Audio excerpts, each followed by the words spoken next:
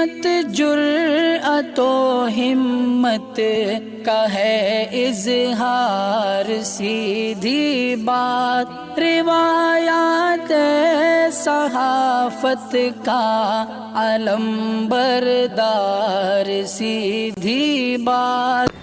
ناظرین گرامی السلام علیکم ورحمۃ اللہ وبرکاتہ۔ سیدھی بات کے تازہ ترین پرائم ٹائم میں آپ لوگوں کا استقبال ہے۔ ناظرین گرامی، میں انصار عزیز ندوی اس وقت آپ لوگوں کے سامنے کچھ اہم ترین خبریں، کچھ وائرل ویڈیوز اور کچھ تنقیدی تجزیے لے کر کے حاضر ہوا۔ ناظرین گرامی، کس طرح سے اس وقت ایک بھیانک حادثے کی ویڈیو وائرل ہوئی، وہ ویڈیو تو نہیں دکھا سکتے لیکن اس کی تفصیلات اور اسکرین شاٹس آپ کے سامنے رکھیں گے۔ وہیں پر کیا واقعی میں یوگی حکومت میں بغاوت کی ہلچل مچی ہوئی ہے، اور یورپ کس طرح اس وقت شدید گرمی سے متاثر ہوا ہے، کئی سالہ ریکارڈ منہدم ہوا ہے، اور آپ نے سنا ہوگا کہ ہزاروں کے قریب اموات ہوئی ہیں، یعنی کہ آپ اندازہ لگا سکتے ہیں کہ ایک قسم کا عذاب اس وقت یورپ پر چل رہا ہے۔ اور آج کی ایک اہم ترین خبر، چونکہ اکثر آج تبصرہ ہوگا ایک خبر پر کہ ہندوستان میں کس طرح سے مسلم نمائندگی پوری طرح سے ختم کی جا چکی ہے، یہ لفظ کا استعمال کیا جا سکتا ہے۔ افتخار گیلانی صاحب نے بہترین انداز میں تبصرہ کیا ہے۔ آج کے پرائم ٹائم کی یہی اہم ترین گفتگو ہوگی، یہ ساری چیزیں میں آپ لوگوں کے سامنے رکھتا ہوں۔ اس سے پہلے آپ لوگوں سے درخواست ہے کہ جن احباب نے ہمارے چینل کو سبسکرائب نہیں کیا ہے کر لیں، ہماری ان ویڈیوز کو دوسروں تک پہنچانے میں ہماری مدد کریں، لنک کو شیئر کریں۔ ادارے کی مضبوطی، ناظرین گرامی، آپ لوگوں کی مضبوطی ہے، اور آپ جانتے ہیں کہ آپ کو کرنا کیا ہے، اور اس وقت ساری تفصیلات آپ لوگوں کے سامنے نیچے پیش کی جا رہی ہیں، اور آپ کی اس کو ضرورت بھی ہے۔ ناظرین گرامی، سب سے پہلے آج ریاست کرناٹک کے ساحلی علاقے بھٹکل کے قریب شرور نامی ایک علاقے میں جہاں پر ٹول گیٹ موجود ہے، وہاں پر ایک ایمبولنس کا اس قدر بھیانک سڑک حادثہ پیش آیا ہے کہ جس سے رونگٹے کھڑے ہو جاتے ہیں۔ جی ہاں ناظرین گرامی، دراصل یہ ہناور کے ایک اسپتال سے مریض کو لے کر کے کنداپور ہسپتال میں شفٹ کرنے کے لیے ایک مریض کو لے کر کے جا رہی تھی کہ اسی درمیان میں ایمبولنس ڈرائیور کے ہاتھوں بے قابو ہو گئی تھی۔ اس موقع پر شرور ٹول ناکے پر بہت سارے لوگوں نے الگ الگ طرح سے اس حادثے سے بچانے کی کوشش کی، لیکن ایک کھمبے سے ٹکرا کر کے وہ ایسے الٹ گئی کہ مریض بھی اس سے اچھل گئے، اور اس کے ساتھ ہی ٹول گیٹ پر موجود لوگ بھی پوری طرح سے زخمی ہوئے، بلکہ ایک ہلاک ہونے کی بھی خبریں ہیں۔ یہ حادثہ آج شام 4:07 پر پیش آیا تھا۔ ایمبولنس ڈرائیور سمیت 3 لوگ حادثے میں زخمی ہوئے ہیں، جبکہ ہلاکتوں کی خبریں بھی آ رہی ہیں۔ تو ناظرین گرامی، ٹول ناکے پر کھمبے سے ٹکرا کر الٹ جانے والا یہ منظر سی سی ٹی وی کیمرے میں قید ہو چکا ہے۔ یہ جو ویڈیو ہم آپ کو دکھا رہے ہیں، یہ سی سی ٹی وی کیمرہ کی دور والے سے ہے، جبکہ قریبی ایک سی سی ٹی وی کیمرہ میں یہ پورا منظر قید ہوا ہے، لیکن وہ دکھائیں گے تو یہ پوری ویڈیو عمر تک محدود کر دیں گے یوٹیوب کے قوانین کے تحت، اس لیے وہ آپ کے سامنے نہیں پیش کی جا رہی ہے۔ یہ ایک بھیانک حادثہ ہے جو آج سوشل میڈیا میں بہت زیادہ زیر بحث رہا۔ ناظرین گرامی، ادھر یوگی حکومت میں بغاوت کی ہلچل کی خبر مختلف ذرائع سے مل رہی ہے۔ کیا واقعی میں یوگی آدتیہ ناتھ حکومت میں بغاوت کی ہلچل شروع ہوئی ہے؟ لگتا تو کچھ ایسا ہی ہے، کیونکہ یوگی حکومت میں 3 وزیر اپنے اپنے محکموں میں تبادلوں کو لے کر مخالفت کا سامنا کر رہے ہیں۔ تبادلوں میں بے ضابطگیوں کو لے کر پی ڈبلیو ڈی محکمے کے چیف جتن پرساد، جل شکتی محکمے کے ریاستی وزیر دنیش کھٹک اور محکمہ صحت کے چیف نائب وزیر اعلیٰ برجیش پاٹھک تنازعات کا شکار ہو چکے ہیں۔ یوگی حکومت میں جل شکتی محکمے کے ریاستی وزیر دنیش کھٹک نے استعفیٰ دے دیا ہے۔ حالانکہ اس طرح کی خبروں کو پہلے حکومت نے مسترد کر دیا تھا، لیکن اب خبر آ رہی کہ واقعی میں انہوں نے اس وقت استعفیٰ دے دیا ہے۔ ریاستی وزیر دنیش کھٹک ناراض چل رہے ہیں۔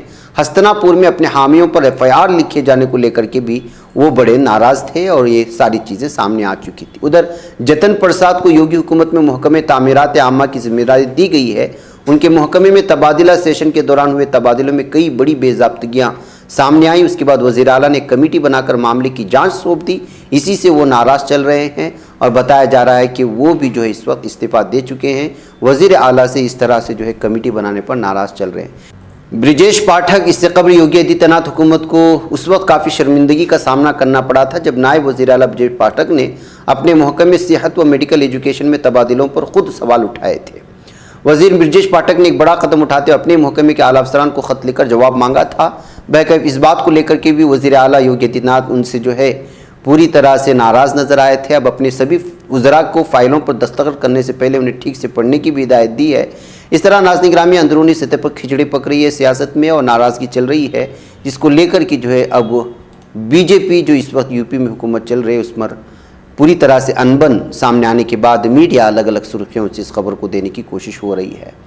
नाज़रीन गिरामी यूरोप में इस वक्त जो है गर्मी का अजाब जारी है। जी हाँ, बरतानिया समेत यूरोप भर में शदीद गर्मी की लहर ने नए रिकॉर्ड कायम करना शुरू कर दिए हैं।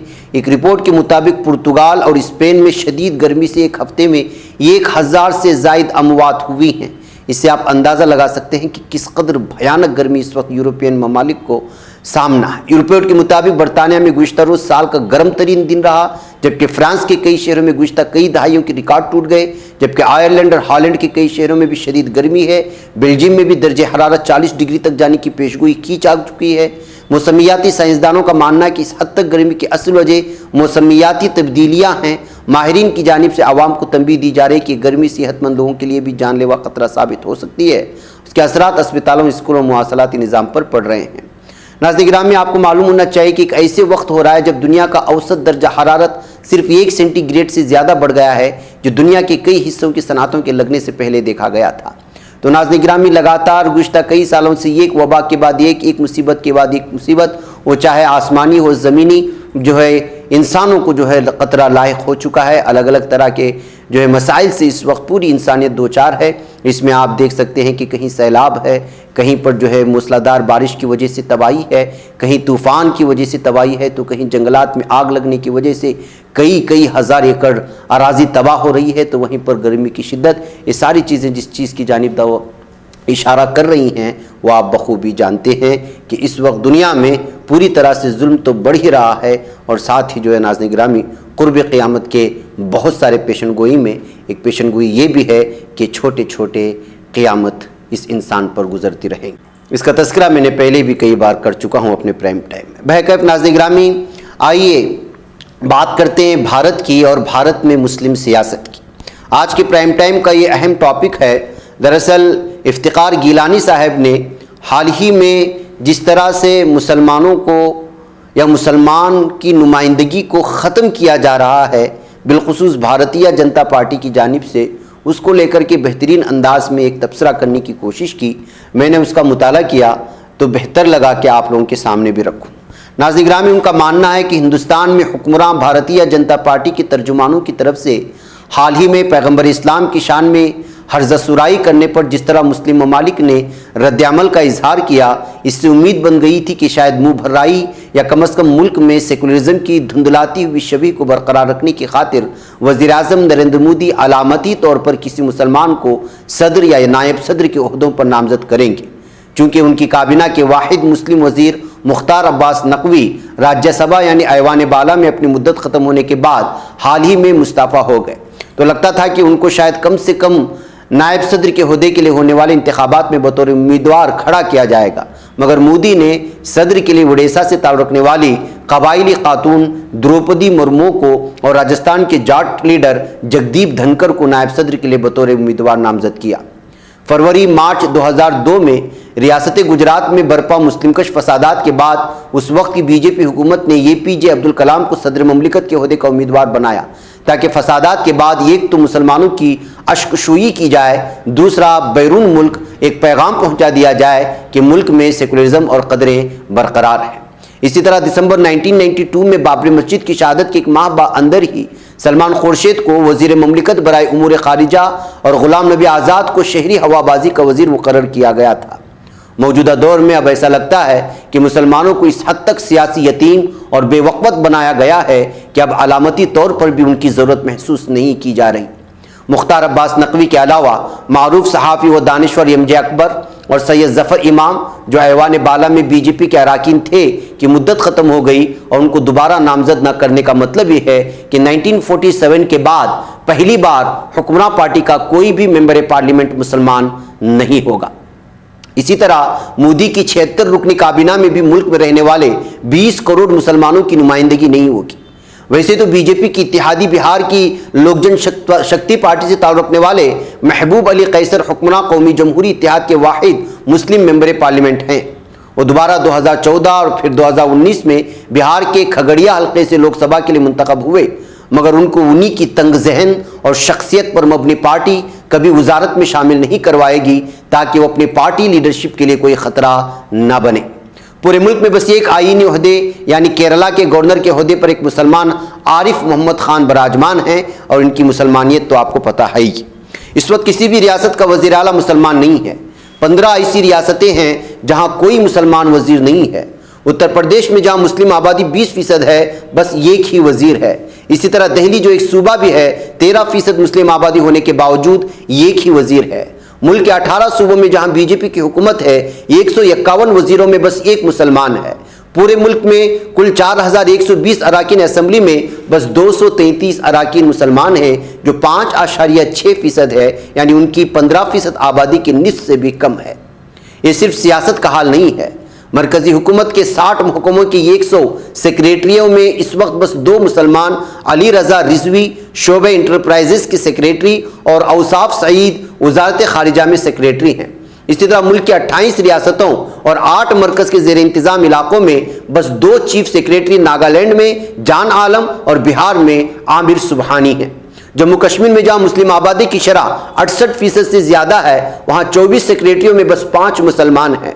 58 اعلیٰ سویلین افسران میں بس 12 اور 67 اعلیٰ پولیس افسران میں بس 7 مسلمان ہیں۔ خطے کے 20 اضلاع میں بس 7 میں یعنی بانڈی پورہ، بڑگام، کلگام، پلوامہ، رامبن اور سری نگر میں ڈسٹرکٹ مجسٹریٹ یا ڈپٹی کمشنر مسلمان ہیں۔ سیاست میں مسلمانوں کی کم ہوتی ہوئی نمائندگی کے حوالے سے حکمران بی جے پی کے لیڈروں کا کہنا ہے کہ یا تو ان کی صف میں مسلمان آتے نہیں ہیں، اور جو آتے ہیں وہ انتخابات جیتنے کی پوزیشن میں نہیں ہوتے۔ سال 2014 میں بی جے پی نے کل 482 امیدوار میدان میں اتارے تھے، ان میں 7 مسلمان تھے۔ 2019 کے عام انتخابات میں بی جے پی نے 6 امیدواروں کو ٹکٹ دیے تھے، مگر دونوں انتخابات میں ان کو بری طرح شکست ہوئی۔ مجھے یاد ہے کہ موجودہ مرکزی وزیر نتن گڈکری جب 2009 سے 2013 کے درمیان بی جے پی کے صدر تھے، نے ایک بار اپنی رہائش گاہ پر مسلم صحافیوں کی ایک میٹنگ بلائی تھی، اور اس دوران وہ مسلم آؤٹ ریچ کی کوششیں کر رہے تھے۔ جب انہوں نے شکایت کی کہ مسلمان بی جے پی کو ایک اچھوت پارٹی سمجھتے ہیں اور اس کے خلاف انتخابات میں مجموعی طور پر لامبند ہو جاتے ہیں، تو کئی افراد نے ان کو مشورہ دیا کہ وہ زیادہ سے زیادہ مسلمانوں کو انتخابی میدان میں اتارا کریں، مگر انہوں نے جواب دیا کہ اگر ان کی پارٹی کسی مسلمان کو ٹکٹ دیتی ہے تو ہندو جو ان کا ووٹر ہے بدکتا ہے، اور وہ بھی مسلم امیدوار کو بی جے پی کا نمائندہ ہونے کے باوجود ووٹ نہیں دیتا۔ ان کا کہنا تھا کہ کوئی بھی پارٹی اپنے ووٹر کو درکنار کر کے فلوٹنگ ووٹر پر تکیہ نہیں کر سکتی۔